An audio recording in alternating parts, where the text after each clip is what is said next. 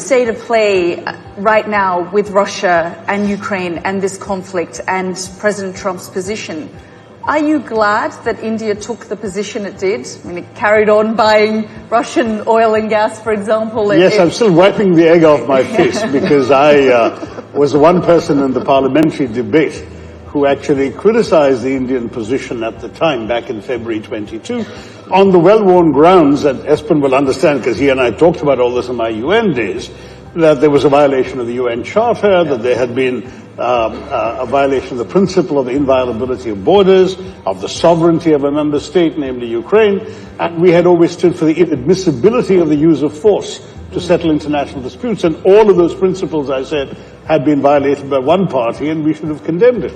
Well, a couple of years later, 3 years later, it does look like I'm the one with egg on my face, because clearly the policy has meant that India has actually a prime minister who can hug both the president of Ukraine and the president of Moscow 2 weeks apart and be accepted in both places. And therefore, India is in a position where it can make a difference to a lasting peace, if it was so required, in ways that very few countries would be able to.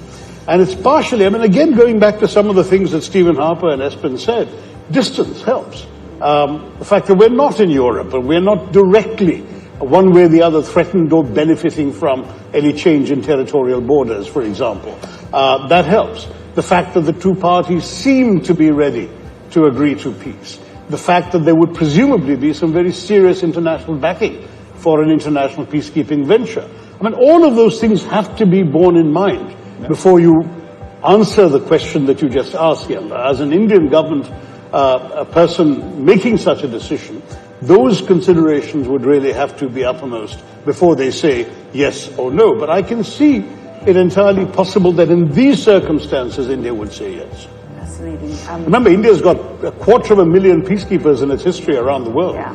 It's participated in, God knows, 49 peacekeeping missions, I think, in its history. So this is a country with an extensive record of having gone out to places far removed from India's direct interests in order to serve the cause of peace. Yeah. So why not?